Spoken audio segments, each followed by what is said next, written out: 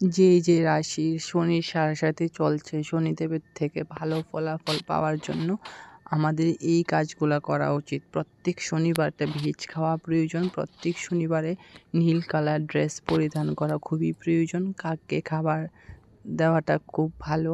তারপর হচ্ছে গিয়ে তোমরা প্রত্যেক শনিবার দিন বটবৃক্ষের তলায় প্রদীপ প্রজ্বলন করবে তেল দিয়ে। তেলটার উপরে একটু কৃষ্ণবর্ণ তিল দেবে। দেখবে তোমাদের শনির সাড়ে তোমরা ভালো ফলাফল পাবে। এবং প্রত্যেক মঙ্গলবার দিন এই সন্ধ্যার সময় চামেলির তেলের দিয়া জ্বালিয়ে সেখানে তোমরা হনুমান চালিসা পাঠ করো।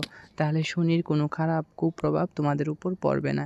এই সমস্ত কাজগুলো যদি আমরা করি তাহলে আমরা সাড়ে মধ্যেও খুব ভালো ফলাফল পাবো। বিশেষ করে কুম্ভ রাশির তো সাড়ে চলছে, তারপর মেষ রাশিতে রয়েছে। তাদেরকে আমি বলবো এই রাশির জাতক জাতিকারা তোমরা যারা আছো তারা অবশ্যই ভিডিওটিকে শেয়ার করবে, সকলকে দেখার সুযোগ করে দেবে এবং তোমরা নিজেরাও করবে।